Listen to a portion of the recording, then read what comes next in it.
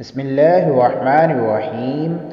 Pamela Kapoor Bharat کی مشہور صحافی اور عورتوں کے حقوق کے لیے اپنے کام کی وجہ سے مشہور ہیں۔ انہوں نے حال ہی میں اپنے شوہر کی مدد سے بھارت میں کال گرل بن جانے والی لڑکیوں کے انٹرویوز کیے ہیں تاکہ پتہ چلے کہ آخر باعزت زندگی جیتے جیتے کوئی لڑکی کیسے اس گڑھے میں جا گرتی ہے جہاں واپسی کا کوئی راستہ ہی نہیں ملتا۔ پامیلا کا کہنا ہے کہ بھارت میں شادی شدہ عورتیں، کالج کی لڑکیاں، استانیہ اور ایسی عورتیں کال گرل بنی ہوئی ہیں کہ سن کر یقین نہیں آتا۔ بھارتی معاشرے کا یہ رخ دیکھیں اور خود فیصلہ کریں۔ 20 سالہ کانتی ایک سادہ درمیانی شکل و صورت کی لڑکی ہے۔ اس کا قد کافی چھوٹا ہے، جسم پتلا مگر توازن ہے، معمولی میک اپ کرتی ہے، کسی قدر شرمیلی ہے اور میل ملاپ سے گریز کرتی ہے۔ 10ویں جماعت تک تعلیم حاصل کرنے کے بعد اس نے ایک پرائمری اسکول میں ملازمت کر لی۔ اس کے ساتھ ساتھ وہ ٹیوشن بھی پڑھاتی ہے۔ یہ سلسلہ 3.5 سال سے چل رہا ہے۔ تنخواہ 8,000 روپے ملتی ہے۔ اس نے کال گرل کے طور پر کام 2.5 سال سے جاری رکھا ہوا ہے، جس سے 30,000 ماہانہ کماتی ہے۔ کانتی نچلے متوسط خاندان سے تعلق رکھتی ہے۔ اس کا والد ایک فیکٹری میں ویلڈر ہے۔ اس کی تقریباً 9,000 روپے ماہانہ آمدنی ہے۔ اس کی تعلیم 8 جماعتوں تک ہے۔ کانتی کی ماں جو فوت ہو چکی ہے صرف 6 جماعتیں پڑھی ہوئی تھی۔ کانتی اپنے والدین کی دوسری اولاد ہے۔ اس کا ایک بڑا بھائی اور ایک چھوٹی بہن ہے۔ والد چونکہ میٹرک نہیں کر سکا تھا، جس کا اسے شدید احساس تھا، اس لیے وہ اپنی اولاد کو معیاری اسکول اور کالجوں میں پڑھانے کا خواب دیکھتا رہتا تھا۔ یہاں تک کانتی رک گئی۔ میں نے مزید کچھ بتانے کے لیے کہا۔ وہ تیار تو نہ تھی مگر میرا اصرار اور منت سماجت کی تو اپنی زندگی اور بچپن سے لے کر اب تک کے تجربات بتانے پر آمادہ ہو گئی۔ چنانچہ اس نے بتانا شروع کیا۔ جہاں تک مجھے یاد پڑتا ہے باپ کے گھر میں شروع ہی سے غربت نے ڈیرے ڈالے ہوئے تھے، لیکن میرے والدین کے باہمی تعلقات بالکل خوشگوار تھے۔ ہم نے انہیں لڑتے یا ایک دوسرے کو برا بھلا کہتے ہوئے بہت کم پایا۔ البتہ کھانے پینے اور پہننے کی اشیاء کی ہمارے ہاں ہمیشہ ہی قلت رہی۔ اسی وجہ سے میری والدہ بہت جھنجھلاتی اور مغموم سی رہتی۔ پھر بھی میرے والد ہمیں اچھی اور مہنگی تعلیم دلانے پر کمر بستہ تھے۔ انہوں نے ہمیں ایک کانونٹ میں داخلہ دلا رکھا تھا۔ ان کی تنخواہ نصف حصہ تو ہمارے یونیفارم اور فیسوں کی نظر ہو جاتا، باقی جو کچھ بچتا اس سے روٹی، کپڑا اور دیگر لوازمات بمشکل پورے ہوتے تھے۔ مجھے یہ بھی یاد ہے کہ کئی دفعہ ہمیں رات کا کھانا کھائے بغیر سونا پڑا۔ اس سے میری ماں بہت دکھیا ہو جاتی۔ مجموعی طور پر ہم ایک مطمئن اور خوشگوار گھرانے سے افراد تھے۔ میرے والد کے اوقات کار بہت طویل تھے۔ جب کہ وہ تھکے ہارے گھر واپس آتے ہم پر نصف سے زیادہ نیند طاری ہو چکی ہوتی۔ مجھے اپنی ماں اور بڑے بھائی سے بہت لگاؤ تھا۔ میں چونکہ کم عمر تھی اس لیے میری سمجھ میں نہ آتا تھا کہ ہمارے پاس میری دیگر کلاس فیلوز کی طرح پہننے اور کھانے کو کافی کچھ کیوں نہیں ہے۔ کیا یہ میرے والد کے پاس دولت کم ہونے کی وجہ سے ایسا ہے؟ میں اکثر ضد کرتی اور شور مچاتی کہ میرے پاس پہننے کے لیے اچھا فراق ہونا چاہیے اور کھانے کو کیک پیسٹریاں ہونی چاہیے۔ میں رونے اور بسورنے کو صرف میرا چھوٹا بھائی اچھی طرح محسوس کرتا تھا۔ چنانچہ وہ اپنے حصے کے کھانے میں سے بھی مجھے کچھ دے دیتا اور اپنی شرٹ اور شارٹس پر آنے برا خرچ بچا کر میرے لیے فراق لے آتا۔ مجھے اس وقت اس چیز کا احساس نہ ہوتا۔ مجھے ان باتوں کی سمجھ اس وقت آنے لگی جب میری عمر 9 سال ہو گئی۔ پھر مجھے یہ بھی پتہ چلنے لگا کہ امی عام طور پر اس لیے فاقہ کرتی ہیں کہ اس کے شوہر اور بچوں کو کافی کھانا مل جائے۔ وہ بہت کمزور اور تھکی تھکی دکھائی دینے لگی کیونکہ سارے گھر کا کام اسے تنہا نمٹنا تھا۔ والد جب کام پر واپس آتے تو وہ بھی جھنجھلائے ہوئے ہوتے۔ اکثر ہم شور مچاتے تو وہ سخت ڈانٹ پڑٹ کر دیتے۔ وہ بڑے بیٹے سے بہت محبت کرتے تھے، اس لیے وہ کبھی کبھار صرف اسی کو کھانا کھلانے کے لیے کچھ نہ کچھ لے آتے، لیکن بڑا بھائی مجھے اس میں سے حصے دار بنا لیتا۔ کھانے کی چیزوں کی قلت کے باوجود ہم ایک خوش گھرانہ تھے، لیکن پھر ہم پر ایک آفت ٹوٹ پڑی۔ اپنے بچپن کے غمناک واقعات اور تلخ تجربات کا ذکر کرتے ہوئے کانتی نے کہا، میں اس وقت 9 سال کی تھی، میرا بڑا بھائی 11 سال کا تھا۔ 4-5 روز شدید بخار میں مبتلا رہنے کے بعد فوت ہو گیا۔ اس کی اچانک موت والدین اور خود کانتی کے لیے خوفناک دھچکا تھی۔ باپ کی تو گویا کمر ہی ٹوٹ گئی۔ اس کے بعد ماں کی صحت تیزی سے بگڑنے لگی اور چند سال کے اندر اندر وہ بہت ہی کمزور ہو گئی۔ کانتی نے کہا کہ اس نے اپنے والدین اور ماں کو اکثر یہ کہتے ہوئے سنا کہ ہمارا متوفی بیٹا ہماری امیدوں کا مرکز تھا۔ ہم سمجھتے تھے کہ وہ اچھی تعلیم حاصل کرے گا، اچھا روزگار پائے گا، ہماری دیکھ بھال کرے گا اور چھوٹے بھائی اور بہنوں کا بھی سہارا بنے گا۔ اس کی ماں پر غم و اندوز کے اتنے دورے پڑتے تھے کہ کچھ کھاتی پیتی نہ تھی اور کئی رکی ہوئی راتیں جاگ کر گزار دیتی، کبھی کبھی بے ہوش بھی ہو جاتی۔ والد اپنی تھوڑی تنخواہ کی وجہ سے اس کے علاج، معالجے، آرام اور مناسب خوراک کا اہتمام نہ کر سکتا۔ اسی طرح اس کی صحت مسلسل بگڑتی چلی گئی۔ کانتی نے اپنی داستان غمیں جاری رکھی۔ ہم پر دوسری بڑی آفت میرے بڑے بھائی کے انتقال کے 4 سال بعد اس وقت پڑی جب ماں کا انتقال ہو گیا۔ اس کی موت بھی ہمارے لیے بہت بڑا سانحہ تھی۔ ہم بچے جب اسکول گئے ہوئے ہوتے اور باپو فیکٹری میں ہوتے تو ماں مختلف چھوٹے موٹے کاموں کے لیے اندر باہر آتی جاتی۔ اس دن بھی ماں غالباً مارکیٹ گئی ہوئی تھی یا ڈاکٹر کے پاس گئی ہوگی۔ واپسی پر وہ سڑک پر گر گئی، سر میں شدید چوٹ لگی اور خون بہنے لگا۔ ہسپتال پہنچائے جانے سے پہلے ہی دم توڑ گئی۔ اس وقت میں تقریباً 13 سال کی تھی۔ میں اور چھوٹی بہن بے حد روئیں۔ چھوٹا بھائی بمشکل 7 سال کا تھا۔ ماں کی موت کا سن کر وہ سکتے میں آ گیا۔ باپو کو شدید صدمہ پہنچا۔ وہ ہر وقت مغموم رہتے اور ہم سے بھی بے پرواہ ہو گئے۔ ہم سے زیادہ محبت کا اظہار کرنے کی بجائے انہوں نے چپ رہنے کا رویہ اختیار کر لیا۔ کبھی کبھار کوئی سرسری بات کر لی تو پھر طویل خاموشی چھا جاتی۔ اس پر ہمیں ماں کی یاد مزید ستانے لگی۔ اس طرز عمل کے باوجود باپ کی خواہش تھی کہ ہم کانونٹ میں اپنی تعلیم جاری رکھیں۔ مجھے اپنی تعلیم کے ساتھ گھر کا کام کاج بھی 13 سال کی عمر میں سنبھالنا پڑا۔ میں کام کے باوجود شدید محسوس کر رہی تھی اور باپ کی مالی مشکلات کو سمجھے بغیر ہی بار بار گھر میں ایک نوکر رکھ لینے کا اصرار کرتی تھی۔ میرے مطالبے پر وہ پریشان ہوتا رہتا۔ ایک دن اس نے بتایا کہ وہ ایسا کوئی انتظام کرنا چاہتا ہے جس سے ایسا ہو جائے کہ ہم دونوں بہنوں کو گھر میں تنہا نہ رہنا پڑے اور گھر کے کام میں بھی مدد ملے۔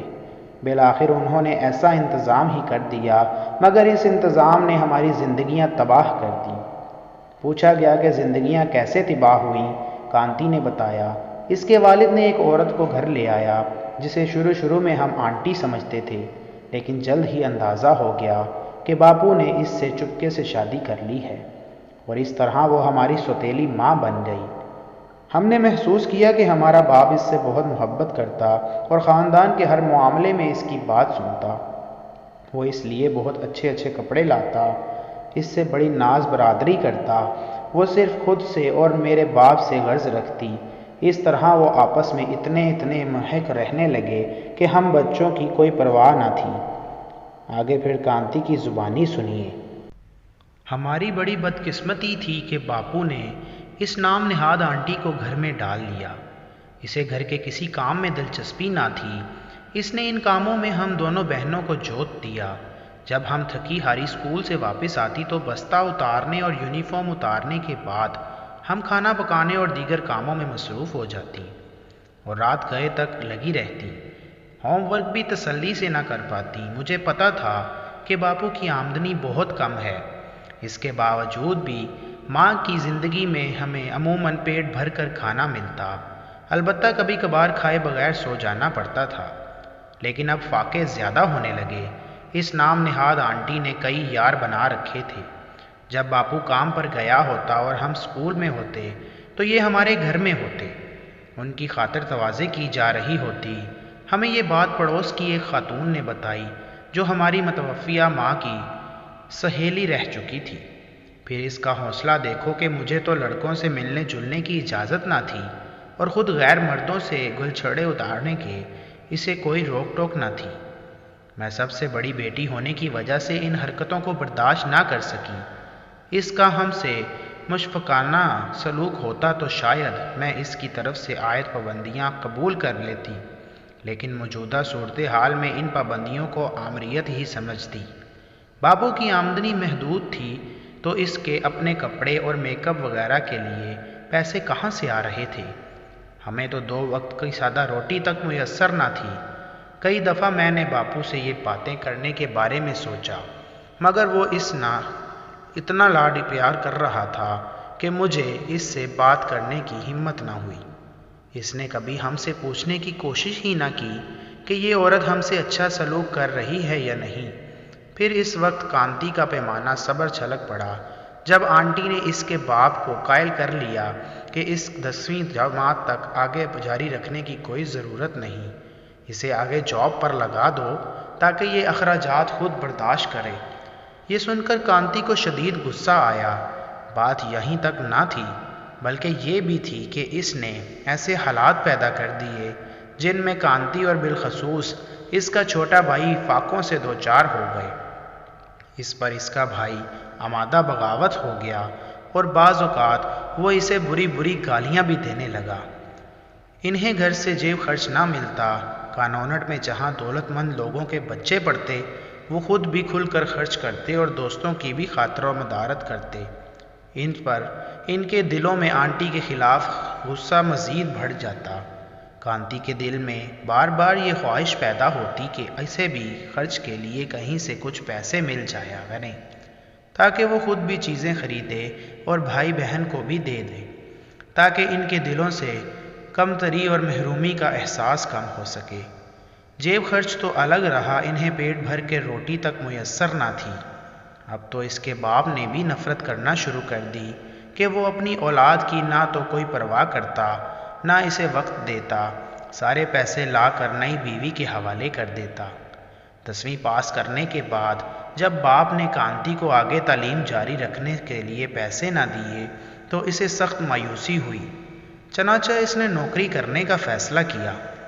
اس نے کہا میں اس گھر میں سارا دن رہنا کہاں گوارا کر سکتی تھی جہاں وہ آنٹی بھی رہتی تھی۔ میں کوئی بھی جاب فوری طور پر قبول کرنے کو تیار تھی تاکہ اپنے لیے اور اپنے بھائی بہن کے لیے کچھ رقم لا سکوں۔ میری زبردست کوشش تھی کہ وہ میری طرح بھی محض فیس وغیرہ نہ ہونے کی وجہ سے تعلیم ترک کرنے پر مجبور نہ ہو جائیں۔ چنانچہ میں نے فوری طور پر پرائمری اسکول ٹیچر کی پوسٹ پر اسٹاف کی چھٹیوں کی وجہ سے پیدا ہونے والے خلا کو پر کرنے کی ٹیچر کی طور پر ملازمت شروع کر دی۔ بعد ازاں عارضی ٹیچر کی حیثیت سے 1000 روپے ماہوار پر عارضی ٹیچر تعینات ہو گئی۔ میں نے اس کے حالات کو مزید کریدتے ہوئے وہ حالات دریافت کیے جن میں اس نے کال گرل کے طور پر کام کا آغاز کیا۔ میں نے بڑی کوشش اور دم دلاسے سے اسے یہ ساری تفصیلات بیان کرنے پر آمادہ کیا۔ کانتی پہلے تو جھجکی، پھر بولنا شروع کیا۔ اسکول میں ٹیچروں کو بتا دیا کہ مجھے رقم کی اشد ضرورت ہے، اگر کوئی طالبہ ٹیوشن پڑھانا چاہتی ہے تو میرے نام کی سفارش کر دیں۔ اسکول میں تقریباً 3 ماہ کے ملازمت کے بعد ایک لڑکی اپنے گھر پر ٹیوشن پڑھانا شروع کیا۔ اس سے مجھے 500 روپے مہینہ ملنے لگے۔ اس طرح تنخواہ سمیت 1500 روپے ملنے سے میری زندگی میں بڑا فرق پڑ گیا، تاہم جہاں تک میری ضرورتوں کا تعلق تھا یہ بہت کم تھے۔ مجھے بہن بھائیوں کی کانونٹ کی تعلیم جاری رکھنے اور گھر میں ہم تینوں کے اخراجات کے حصے کے طور پر ادا کرنے کے لیے اس سے کہیں زیادہ آمدن کی ضرورت تھی۔ بہرحال درست اس سے زیادہ میں کہاں سے لاتی؟ میں نے جب کمانا شروع کیا تو باپو نے میری بہن اور بھائی کا کانونٹ فیس دینے سے آگاہ کر دیا۔ مجھے یقین ہے کہ اس ظالم آنٹی نے اکسانے پر بند کر دیا اور ہمارے کھانے کی مقدار بھی گھٹا دی۔ اس طرح مجھے اپنی بڑی توہین اور بے چارگی کا احساس ہونا شروع ہو گیا۔ اس دوران اسکول میں مجھے یہ بات بھی محسوس ہونے لگی کہ دوسری استانیاں مجھ سے ہمیشہ بہتر لباس میں ملبوس ہوتی ہیں، کیا مجھے ان کے جیسا نہیں ہونا چاہیے؟ اس پر میرا خیال اس لڑکی کے والد کی طرف گیا جس سے میں پرائیویٹ ٹیوشن پڑھا رہی تھی۔ وہ بہت دولت مند آدمی تھا اور دولت مندوں سے اس کی دوستیاں تھیں۔ چنانچہ اس سے پہلی ملاقات میں جو ٹیوشن فیس وصول کرتے وقت ہوئی، میں نے اس سے کہا کہ مجھے بہت ضرورت ہے، اپنی تنخواہ کی کمی کی ٹیوشن سے پوری کرنے کی کوشش کر رہی ہوں۔ اگر آپ کے کسی دوست یا رشتہ دار کو اپنے بچوں کے لیے ٹیوٹر کی ضرورت ہو تو وہ مجھے پڑھا دوں گی، اس سے مجھے بھی کچھ فائدہ ہو جائے گا۔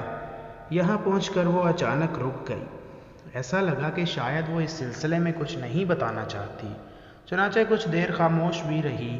میں نے اس پر اس کے ماضی کے تجربات کے انکشافات کے لیے زور دینا مناسب خیال نہ کیا۔ ادھر ادھر کی باتیں شروع کر دی، جس میں اس کے اسکول کے حالات، ساتھی استادیوں کے رہن سہن، مشاغل اور دلچسپیوں کے بارے میں سوالات وغیرہ۔ پھر میں نے اس کا موڈ موضوع پا کر بڑی ہوشیاری سے پرائیویٹ ٹیوشن پڑھنے والی طالبہ کے والد کا ذکر کیا اور پوچھا کہ اس نے اس سے مزید ٹیوشن دلوائیں۔ اس نے اس سے دوبارہ اپنے تجربات بتانا شروع کیے۔ انتہائی غیر متوقع طور پر میری زندگی کا پہلا تحریر خیز واقعہ پیش آ گیا، جس وقت میری عمر بمشکل 17 برس تھی۔ میری پرائیویٹ شاگرد کے والد نے اپنے گھر میں ایک روز مجھے کہا کہ میں اس کے ہمراہ اس کے دوست کے گھر چلوں۔ میں فوراً راضی ہو گئی۔ مجھے اپنے دوست سے متعارف کروا کر اس کے ذریعے ٹیوشنیں دلوائے گا۔ اس شام جب ہم وہاں پہنچے تو ایک بہت بڑی پارٹی ہو رہی تھی۔ اس کی رونقیں دیکھ کر میری مروت کی کوئی انتہا نہ رہی۔ میں اس بات پر شرم کر رہی تھی کیونکہ میرا لباس ایسی محفل کے شایان شان نہ تھا۔ بہرحال اس نے اپنے دوست سے میرا تعارف کروایا اور مجھے اس کے پاس ہی کرسی مل گئی۔ مجھے شراب کا پیک پیش کیا گیا۔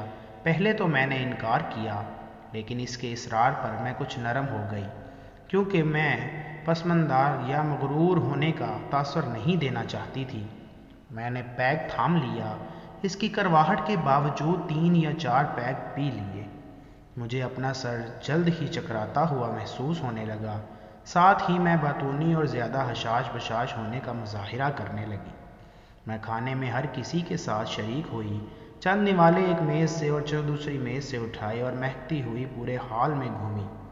تو اس نے مجھے کچھ دیر انتظار کرنے کو کہا، کیونکہ بقول اس کے اس کا دوست مجھ سے علیحدگی میں کوئی بات کرنا چاہتا ہے۔ میں نے سوچا شاید اپنی بچی کی ٹیوشن فیس اور پڑھانے کے اوقات وغیرہ مقرر کرنا چاہتا ہوگا، اس لیے میں اس کے ساتھ اس کے کمرے میں گئی۔ اس نے وہاں مجھ سے میرے کام و مشاغل، میری ملازمت اور خاندان کے حالات اور آمدنی وغیرہ پوچھنے کے بعد مجھے کچھ رقم دی اور پھر بتایا کہ جو دوست تمہیں اپنے ہمراہ لایا ہے، اس نے مجھے تمہارے بارے میں بتایا ہے تم بہت ضرورت مند ہو، اس لیے میں تمہاری ہر مدد کرنے کو تیار ہوں۔ میں اس پر خاموش رہی، صرف مسکرا دی۔ اس پر اس نے میری طرف بڑھنا شروع کیا، جس پر میں نے ذرا مزاحمت کی، لیکن نشے کے اثر کی وجہ سے میری سمجھ میں کچھ نہیں آ رہا تھا کہ کیا کروں۔ نشے نے میرے دماغ کو معاف کر رکھا تھا، اس لیے معلوم نہیں تھا کہ اس کا نتیجہ کیا نکلے گا۔ چونکہ میں کافی رقم مل جانے کی وجہ سے دلی طور پر خوش بھی تھی، اس لیے میں نے اسے آگے بڑھنے دیا اور اپنے ہاتھ اسے پکڑنے دیے، اور اس کے بعد اس نے تقریباً زبردستی ہی میرے ساتھ جنسی فعال کر دیا۔ تاہم مجھے اعتراف ہے کہ یہ حرکت اتنی خوفناک اور درد پہنچانے والی نہ تھی جتنی کہ میں پہلے سمجھ رہی تھی۔ اپنے کپڑوں کو جھاڑا، بالوں کو سمیٹا اور میں باہر نکل آئی۔ باہر اس کا دوست جس نے اس پروگرام کو عملی جامہ پہنوایا منظر کھڑا تھا، وہ مجھے ایک حالت میں دیکھ کر جھینپا، پھر راستے بھر کچھ کہے بغیر گاڑی چلاتا رہا، مجھے ڈراپ کیا۔ بعد ازاں بتایا کہ اس واقعے کے کئی روز بعد، یعنی کئی ناغے کر کے، وہ اپنی شاگرد کو ٹیوشن پڑھانے گئی۔ اس کے باپ نے مجھے فراغت کے بعد ٹھہرنے سے کہا، جیسے کہ وہ کوئی بات کہنا چاہتا ہو۔ اپنی بیٹی کو اندر بھیج کر اس نے کہا کہ وہ اس کی مدد کرنا چاہتا ہے، اس سے پہلے اسے پیسے ملیں گے، بشرطیہ وہ اس کی ہر بات مانتی رہے۔ کانتی نے پہلے غصے کا اظہار کیا اور کہا کہ اگر وہ ایسی حرکت کرنا چاہتا ہے جیسی اس رات اس کے دوست نے کی تھی، تو مجھے اس کے تاثرات دیکھ کر اندازہ ہوا کہ انکار کیا تو ممکن ہے اس کی بیٹی کی ٹیوشن بھی ہاتھ سے نکل جائے۔ ابھی میں کچھ کہنے کی کوشش کر رہی تھی تو بولا، اس کی بات نہ مانی گئی۔ اور اس رات والی بات اس کے والدین اور اسکول کو بھی بتا سکتا ہے۔ اس طرح اسکول سے بھی چھٹی ہو جائے گی۔ اس دھمکی پر میری نظروں کے سامنے اپنے گھر کے دکھ، مصیبتیں، نوکری سے قبل بہن بھائی، غمگین چہرے گھوم گئے اور سنگ دل والدین کا رویہ بھی۔ میں نے سوچا اگر سچ مچ ایسا ہو گیا تو اسکول میں بدنام ہونے کے علاوہ گھر سے بھی باہر پھینک دی جاؤں گی۔ چنانچہ میں نے جھجکتے ہوئے کہا اچھا جیسے آپ کی مرضی۔ اس طرح میں نے کال گرل کے طور پر کام شروع کر دیا۔ میرے اس سوال پر کہ کال گرل کے کام پر تمہارا دل و دماغ، تمہارا رد عمل کیا ہے، اس نے جواب دیا کہ گاہکوں کے ساتھ پہلے چند تجربات تو کافی ناخوشگوار اور نفرت انگیز تھے، لیکن بعد میں اس کے احساسات کافی تبدیل ہو گئے۔ پھر بھی وہ ان حرکتوں کو مضحکات، غیر بہودہ گندگی اور واہیات باتیں سمجھتی ہے۔ میں اب بھی اسی اسکول میں پڑھا رہی ہوں اور اس شخص کی بیٹی کی پرائیویٹ ٹیوشن بھی جاری ہے۔ مجھے اپنے امیر دوست، کاروباری ساتھیوں کے ہاں لانا جانا اپنا ذمہ لیا ہوا ہے۔ وہ ان دوستوں سے تجارتی فوائد حاصل کرتا ہے اور مجھ سے خود جو وہ حرکتیں کرتا ہے ان کے عوض الگ رقم دیتا ہے۔ گھر میں نے یہ بتا رکھا ہے کہ مجھے اور ٹیوشنیں بھی مل چکی ہیں، اس لیے زیادہ پیسے ملتے ہیں۔ ان سے ملنے والے پیسوں سے روٹی کپڑا اور چھوٹوں کے کانونٹ کی تعلیم کے فیس کا انتظام ہو جاتا ہے اور گھر سے طویل غیر حاضری سے اس مکروہ ماحول سے بھی نجات ملتی ہے جو اس کی آنٹی نے پیدا کر رکھا تھا۔ اپنے مستقبل کے منصوبوں کا ذکر کرتے ہوئے اس نے کہا میں بھی ہر شخص کی بیٹی کی طرح کسی اچھے مرد سے شادی کر کے اپنا گھر بسانا چاہتی ہوں، لیکن 6-7 سال سے اس پیشے کو ترک نہیں کر سکتی کیونکہ بھائی کو اس کے قدموں پر کھڑا کرنا اور بہن کو بہانا میری ہی ذمہ داری ہے۔ میں یقیناً برے کام کو برا سمجھتی ہوں اور کوئی آبرومندانہ کام کر کے زندگی گزارنے کی متمنی نہ ہوں، لیکن موجودہ مالی حالات اور اپنی تعلیم کی کمی کے باعث اس سائیڈ بزنس کو کیسے ترک کر سکتی ہوں۔ تاہم مجھے یقین نہیں ہے کہ میری شادی ہو سکے گی، مجھے اپنا گھر اور اپنے بچے نصیب ہوں گے۔ یہ خفیہ زندگی آخر آشکار ہو کر رہتی ہے۔ کون ہے جو ایسی باتیں معلوم ہو جانے کے بعد بھی بیوی بنائے رکھے؟ دوستو اگر آپ کو آج کی یہ ویڈیو بھی پسند آئی تو کائنڈلی ویڈیو کو لائک کریں، شیئر کریں اور ہمارے چینل توفیق وائس کو سبسکرائب کر کے بیل آئیکن لازمی دبائیں تاکہ ہماری آنے والی ہر نئی ویڈیو آپ تک بر وقت پہنچتی رہے۔ تو ملتے ہیں کل ایک نئی ویڈیو کے ساتھ، تب تک کے لیے اللہ حافظ۔